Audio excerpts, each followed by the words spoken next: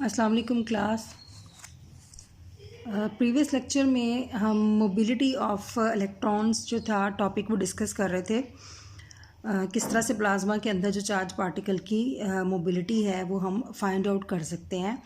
हमने इसका एक्सप्रेशन जो था म्यू का वो ड्राइव किया, और जो पहला टॉपिक जो था उसका जो फर्स्ट पार्ट था उसमें हमने डिस्कस किया था विदाउट मैग्नेटिक फील्ड, यानी कि in the presence of oscillating electric field जो मोबिलिटी है चार्ज पार्टिकल की, हमने उसमें इलेक्ट्रॉन का टेस्ट केस कंसिडर किया था कि उसकी जो मोबिलिटी होगी वो किस तरह से हम ड्राइव करेंगे और वो किस चीज़ पे डिपेंड करती है। ठीक है, तो उसमें हमें जो रिलेशन मिला था म्यू का, that was mu is equal to E over M omega सी। तो जिसमें हमने कहा था चार्ज और मैस जो है वो कांस्टेंट है, तो मोबिलिटी जो है basically that depends upon the cyclotron क्लोईगन frequency. Omega c stands for the क्लोईगन फ्रीक्वेंसी। तो हम उसका सेकेंड पार्ट स्टार्ट किया था जिसमें हमने चेक कर रहे थे what is the effect of the magnetic field on the mobility of electrons.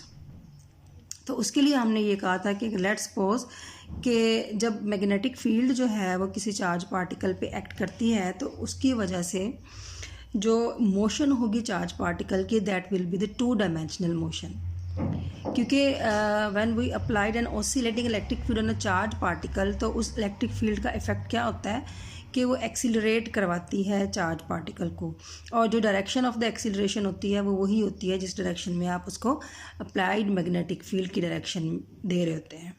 ठीक है, तो उस इलेक्ट्रिक फोर्स जो होती है वो उसको एक्सीलरेट करवाती है। But when with the addition of the electric field आपको एक्सटर्नल मैग्नेटिक फील्ड अप्लाई करते हैं, तो मैग्नेटिक फील्ड क्या करती है, वो जनरेट करवाती है उस चार्ज पार्टिकल को ऑन अ सर्कुलर पाथ। तो जब हम चार्ज पार्टिकल की बात करेंगे तो चार्ज पार्टिकल की वजह से जायरेशन, जो उनकी जायरेटरी मोशन होगी, अगर हमारे पास प्लाज्मा में दो तरह के पार्टिकल्स हैं, हमारे पास इलेक्ट्रॉन्स हैं, आयंस हैं, तो जब आप मैग्नेटिक फील्ड अप्लाई करेंगे तो दोनों ही जायरेटरी मोशन करेंगे, सर्कुलर पाथ पर मूव करेंगे, बट उनकी जो डायरेक्शन होगी जायरेशन की वो दोनों की डिफरेंट होगी। ठीक है, तो हम कंसिडर कर रहे थे कि जैसे हमने फर्स्ट केस में किया तो हम जो ऑसिलेटिंग या अल्टरनेटिंग इलेक्ट्रिक फील्ड जो अप्लाई कर रहे थे वो थी E is equal to E not cos of omega T हम अप्लाई कर रहे थे। तो इसमें भी हम सेम यही ऑसिलेटिंग इलेक्ट्रिक फील्ड जो है वो अप्लाई कर रहे हैं। हम कंसिडर क्या कर रहे हैं, हमारे इस केस में हम ये कह रहे हैं कि जो इलेक्ट्रिक फील्ड हम अप्लाई कर रहे हैं वो हमारी, ये हमारा एक्स एक्सिस है, ये हमारा जी एक्सिस है, और ये हमारा वाई एक्सिस है। तो इलेक्ट्रिक फील्ड जो हम अप्लाई कर रहे हैं वो एक्स एक्सिस के अलॉन्ग अप्लाई कर रहे हैं, और अब हमने जो मैग्नेटिक फील्ड अप्लाई करनी है वो हमने इस डायरेक्शन में अप्लाई करनी है। ठीक है, तो अगर आपके चार्ज पार्टिकल इस डायरेक्शन में एक्सीलरेट कर रहे होंगे, लेट्स सपोज हम यहाँ पे कोई इलेक्ट्रॉन कंसिडर करते हैं, तो इस डायरेक्शन में एक्सीलरेट कर रहे थे, तो जब आप उस पर मैग्नेटिक फील्ड अप्लाई करेंगे तो वो इस तरह से जायरेटरी मोशन जो है वो करना स्टार्ट कर देंगे। ठीक है, अब क्योंकि हमने दो फोर्सेस जो हैं वो लगाई हैं चार्ज पार्टिकल के ऊपर, तो अब इस डायरेक्शन में भी इसकी जो वेलोसिटी होगी चार्ज पार्टिकल की, क्योंकि वो एक्सीलरेट कर रहे हैं इलेक्ट्रिक फील्ड की डायरेक्शन में, और मैग्नेटिक फील्ड की वजह से वो सर्कुलर पाथ पे मूव करने की कोशिश करेंगे, तो इस तरह से इनका स्प्रिंग लाइक जो है वो पाथ बनता है। ये हम आगे जब ड्रिफ्ट के टॉपिक पढ़ेंगे तो उसमें हम इसकी ड्रिफ्ट मोशन देखेंगे। तो इसलिए इसकी जो, जब आप कहते हैं कि साइक्लिक पाथ है या आपका सर्कुलर पाथ है या ऑर्बिटल है, कोई ऑर्बिट बना हुआ है, तो उसमें जब आपका चार्ज पार्टिकल एक्सिलरेट करता है या मूव करता है तो उसकी जो मोशन होगी वो टू डायमेंशनल मोशन होगी। तो दैट इज़ वाई हमारा जो वेलोसिटी होगी उसके दो कंपोनेंट होंगे। Velocity will be in the X direction plus velocity will be in the Y direction. ठीक है, तो जो मैग्नेटिक फील्ड हम जी डायरेक्शन में अप्लाई कर रहे हैं, बी से भी इसको रिप्रेजेंट करते हैं और बुक में आपके इसमें एच से रिप्रेजेंट किया है। तो अब अगर हम इक्वेशन ऑफ मोशन लिखेंगे तो M D V by D T plus M omega C V ये आपकी टर्म जो थी वो ऑलरेडी एग्जिस्ट कर रही थी जब आपने इसको इलेक्ट्रिक फील्ड के केस में डिस्कस किया। एडिशनली जो इसमें टर्म जो है वो हम ऐड कर रहे हैं वो ये है जो आपकी मैग्नेटिक फोर्स है जो कि चार्ज पार्टिकल पे एक्ट कर रही है, जिसको आप पढ़ते हैं क्यू वी क्रॉस बी। तो यहाँ पे ये ई वी क्रॉस बी की फॉर्म में है, ठीक है। तो इसको आप इस तरह से भी लिख सकते हैं।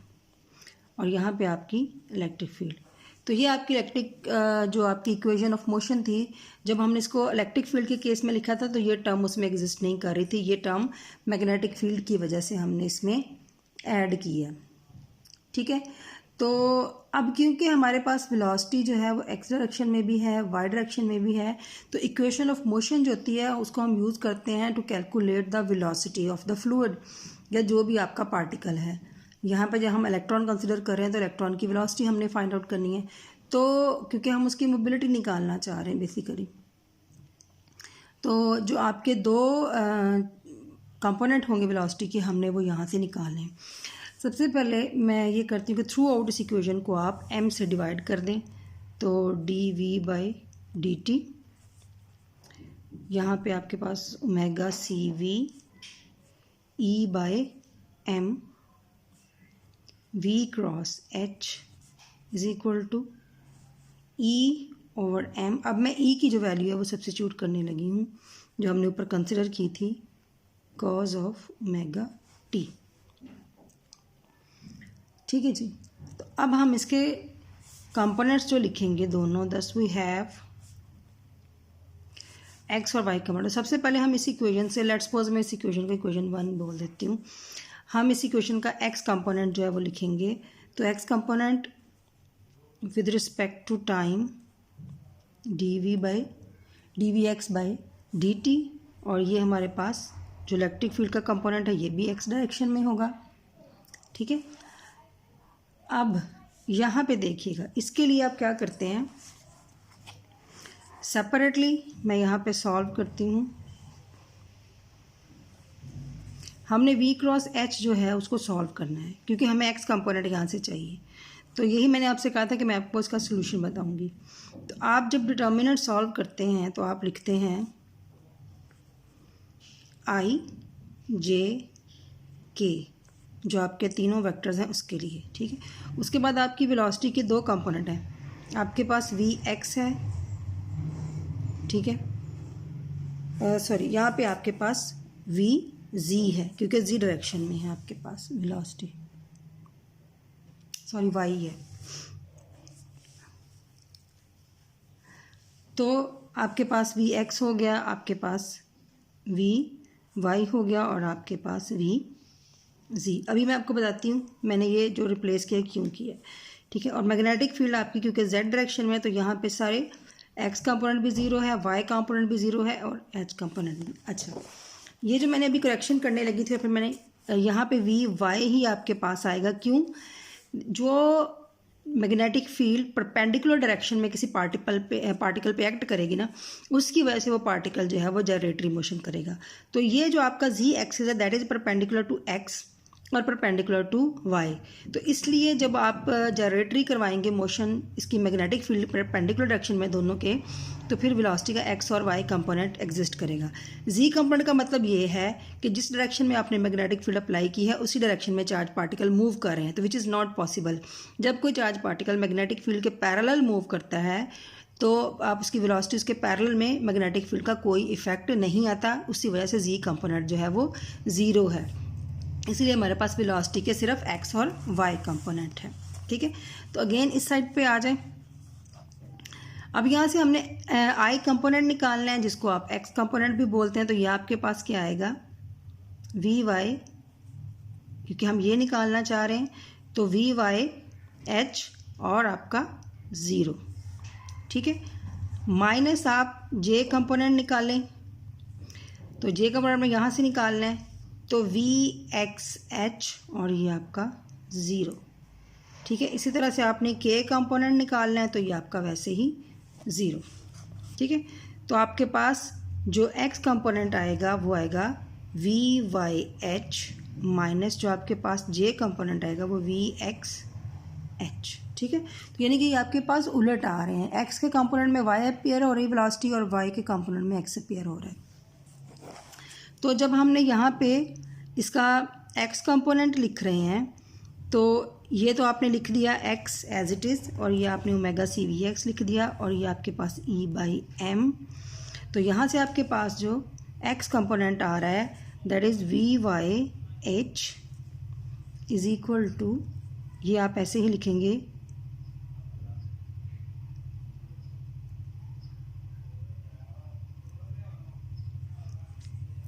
ई नॉट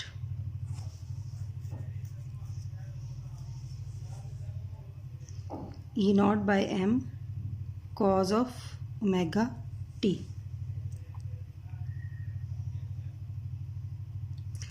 अब ये अगर आप यहाँ से को रीअरेंज करें d we x over d T plus omega C v x, यहाँ पे हमारे पास ये एक बनेगा formula e h by m v y is equal to E naught over m cos of omega T.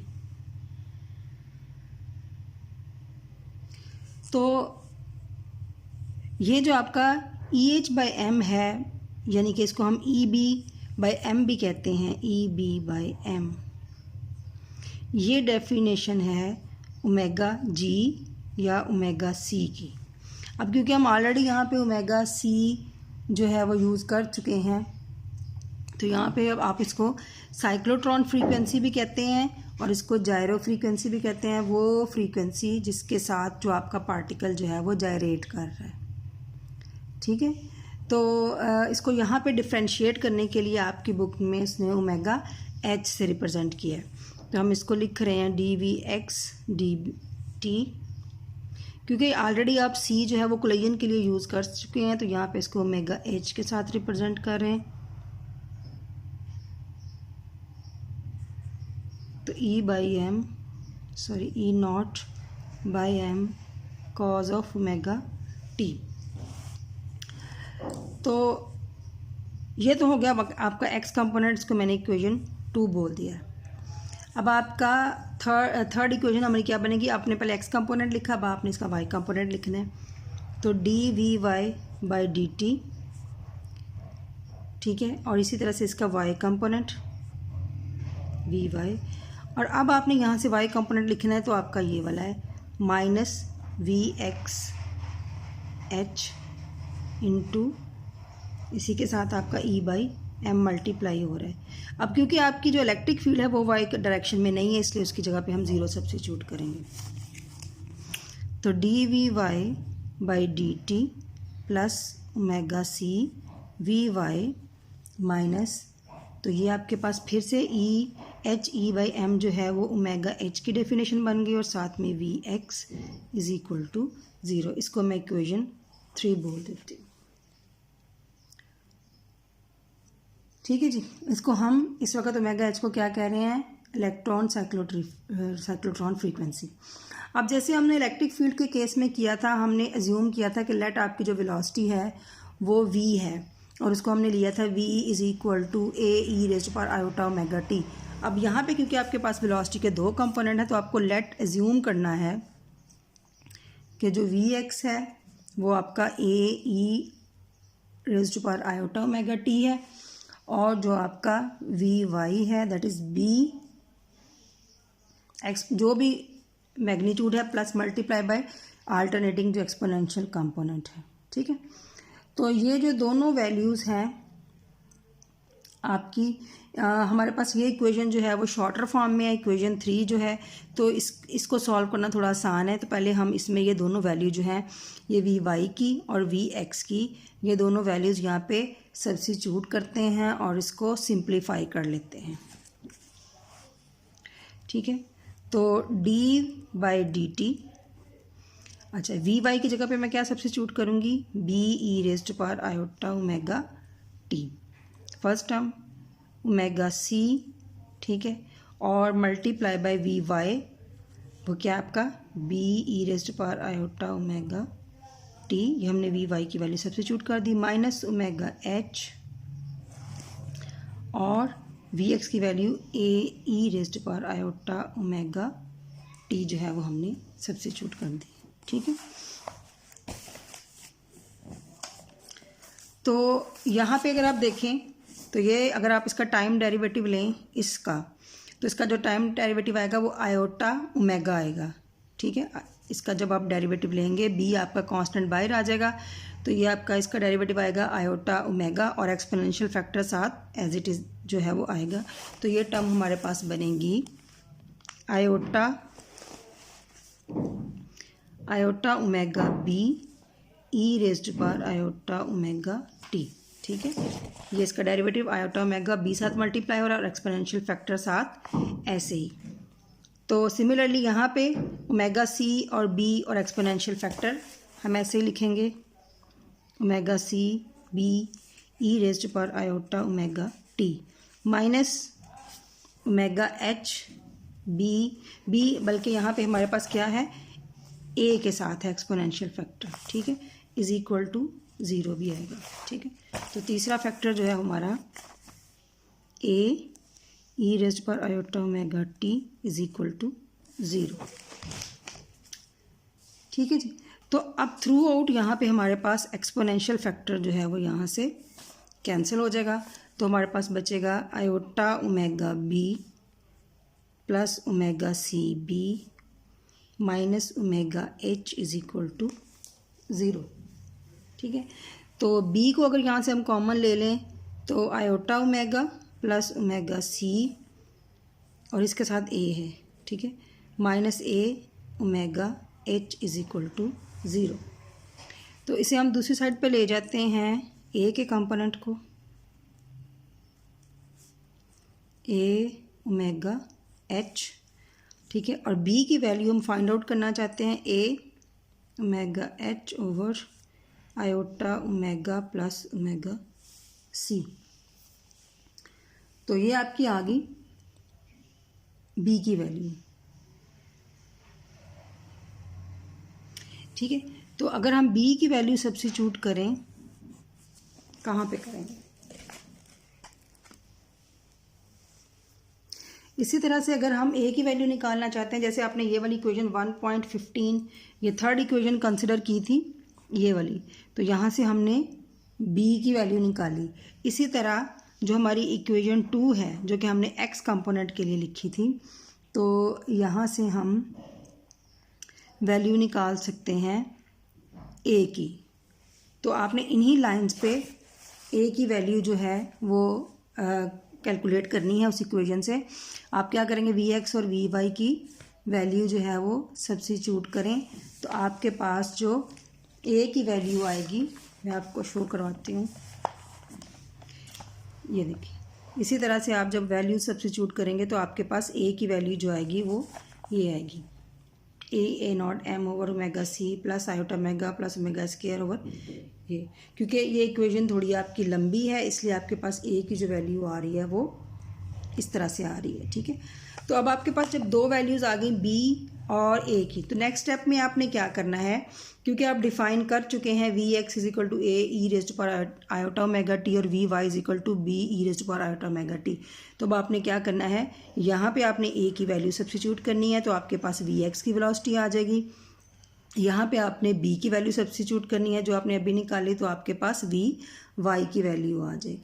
ठीक है, तो वी एक्स और वी वाई जो है वो आप वेलोसिटीज़ जो हैं वो निकाल सकते हैं। ठीक है, तो जब आपने अभी, क्योंकि आपने पीछे एक ही कंपोनेंट जो है वो कंसिडर किया है, अब आप वी एक्स की वैल्यू निकाल चुके हैं, ये आपके पास वी एक्स की वैल्यू आ गई।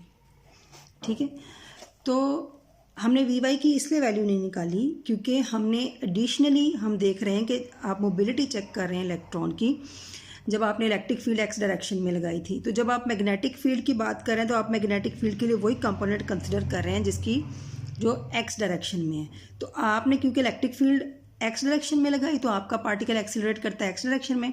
मैग्नेटिक फील्ड की वजह से वेलोसिटी के दो कंपोनेंट हैं, एक एक्स है और एक वाई है। हम जस्ट इलेक्ट्रिक फील्ड के साथ as well as magnetic field का क्या इफेक्ट है देखने के लिए हम मैग्नेटिक फील्ड का वी एक्स कंपोनेंट सिर्फ ले रहे हैं। ठीक है, तो ये उस वक्त है जब आप अल्टरनेटिंग इलेक्ट्रिक फील्ड ले रहे हैं, अल्टरनेटिंग का केस ले रहे हैं। अगर हम डीसी का केस कंसिडर करें, जैसे हमने लास्टली कंसिडर किया डायरेक्ट का, तो हमारे पास जो एक्सपोनेंशियल टर्म भी ख़त्म हो जाती है। ये लास्ट टाइम भी किसी ने क्वेश्चन किया था, क्योंकि ये आपका जो एक्सपोनेंशियल है इसमें कॉज और साइन है जो कि आपके जो सिग्नल होता है इसकी पीरियोडिसिटी को बताता है। तो अगर हम डीसी ले रहे हैं तो डीसी जो है वो आपका यूनि डायरेक्शनल होता है उसमें, इसलिए उसकी वजह से हम ये एक्सपोनेंशियल फैक्टर जो है उसे ख़त्म कर देते हैं। तो यहाँ से ये जो आयोटा ओमेगा है ये भी क्योंकि आपका एक्सपोनेंशियल फैक्टर की वजह से आता है तो इसको भी हम ख़त्म कर देते हैं, ये ज़ीरो हो जाएगा। तो वी एक्स आपका क्या आएगा, ई नॉट ओमेगा सी, क्योंकि ये दो टर्म्स आपकी ख़त्म होगी। तो इसी तरह नीचे आपका डिनोमिनेटर में एम ओमेगा ये आपका ज़ीरो हो जाएगा, तो ये omega c square plus omega h square आ गया। तो ये आपकी आ गई वी एक्स। तो हम डिफ़ाइन कर चुके हैं म्यू आपका पहले जो आपने इलेक्ट्रिक फील्ड के केस में पढ़ा था, म्यू ये था आपका, mu is equal to V D यानी कि drift velocity over applied electric field का जो मैग्नीट्यूड आपने लिया था। तो यहाँ पे अब क्योंकि हम मैग्नेटिक फील्ड का इफेक्ट देखना चाह रहे हैं तो सिंपली म्यू की बजाय हम म्यू एच लिख रहे हैं, यानी कि ये रिप्रेजेंट करेगा कि जो मोबिलिटी है of electrons in the presence of magnetic field is equal to, तो ड्रिफ्ट किस डायरेक्शन में है या मैग्नेटिक फील्ड की हम कौन सी डायरेक्शन कंसिडर कर रहे हैं, सिर्फ उसका एक्स कंपोनेंट कंसिडर कर रहे हैं, तो V x over E naught. तो ये हमने वी एक्स की वैल्यू जो है वो यहाँ सब्स्टिट्यूट की डिवाइडेड बाय ई नॉट। तो ये ई नॉट ये जो ऊपर उसके न्यूमिनेटर में ई नॉट था उससे कैंसिल होकर ये इस तरह से रह गया, ठीक है। तो यहाँ से अगर हम ओमेगा सी जो है उसे ओमेगा सी स्क्वायर को यहाँ से कॉमन निकाल लें तो ये वाला ओमेगा सी एक ओमेगा सी के साथ कैंसिल हो जाएगा और यहाँ पे 1 plus omega H square over omega C square बचेगा। तो 1 ओवर ओमेगा सी यानी कि 1 ओवर फ्रीक्वेंसी आपके पास क्या होता है, टा यानी कि टाइम पीरियड, तो आपने इसको टॉ की फॉर्म में लिख दिया, ठीक है। तो E over M omega C ये आपको याद आ जाएगा अगर हमने पीछे देखा था जब हमने ड्रिफ्ट की उसकी मोबिलिटी निकालना था तो हमारे पास वी डी की वैल्यू लगाने के बाद ये निकली थी वैल्यू, ठीक है। तो यहाँ पे E over M omega C आपके पास क्या है, म्यू, तो ये mu over 1 plus omega H square into tau square, ठीक है।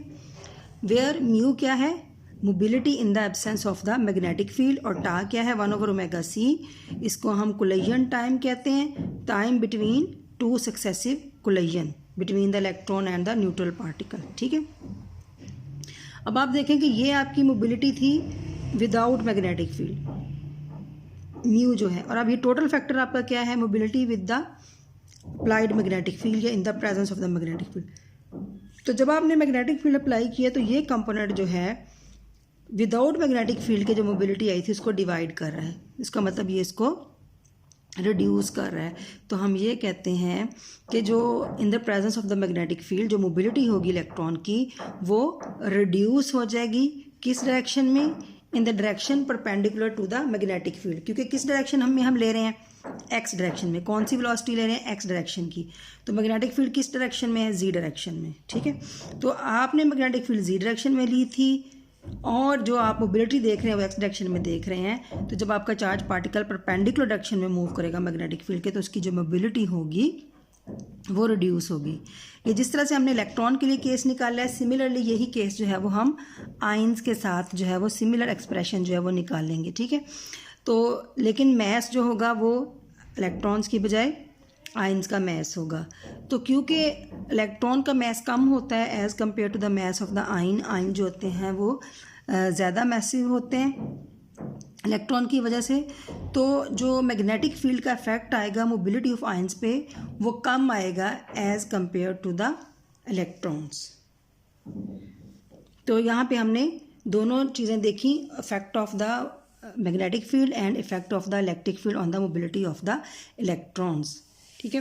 तो इसका मतलब ये है कि in the presence of the electric field charge particle ज़्यादा इजीली फ्रीली मूव कर रहे होते हैं, उनकी मोबिलिटी ज़्यादा होती है, और जब आप उसके साथ एडिशनली मैग्नेटिक फील्ड अप्लाई करते हैं तो उनकी जो मोबिलिटी होती है वो कम हो जाती है और वो उतना फ्रीली मूव नहीं कर सकते।